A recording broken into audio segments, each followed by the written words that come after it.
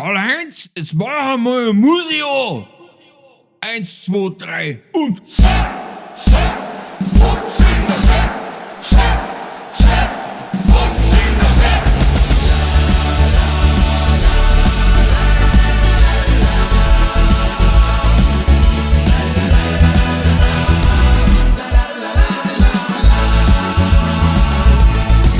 Am Montagmorgen kommt mein Chef zu mir.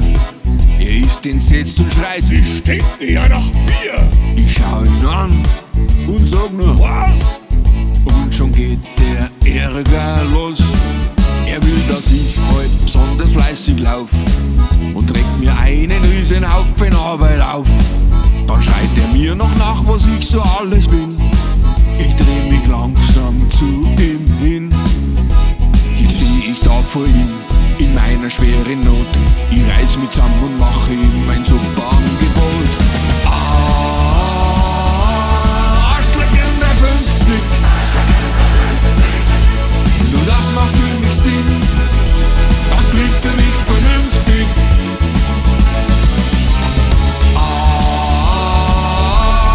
Arschlegende 50 ist das Schönste auf der Welt und das, was mir gefällt. Wieder zu Hause faucht mich gleich mein Nachbar an.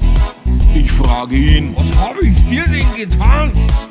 In meinem Garten, da steht ein Baum und sein Problem, das glaub ich kaum.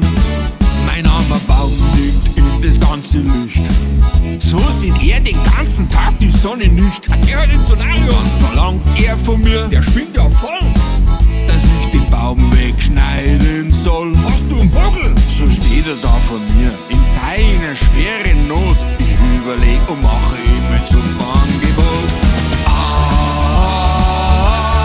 Arschlecken 350.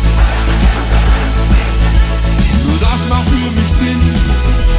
Das klingt für mich vernünftig.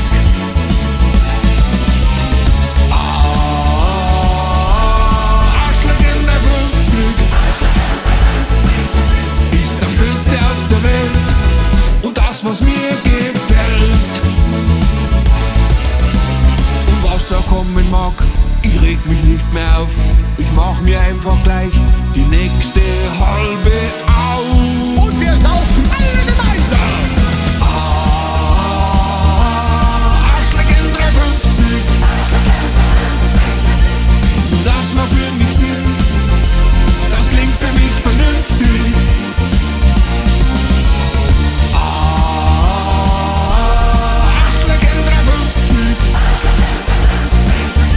ist das Schönste auf der Welt und das, was mir gefällt. Jetzt machen wir halbe auf.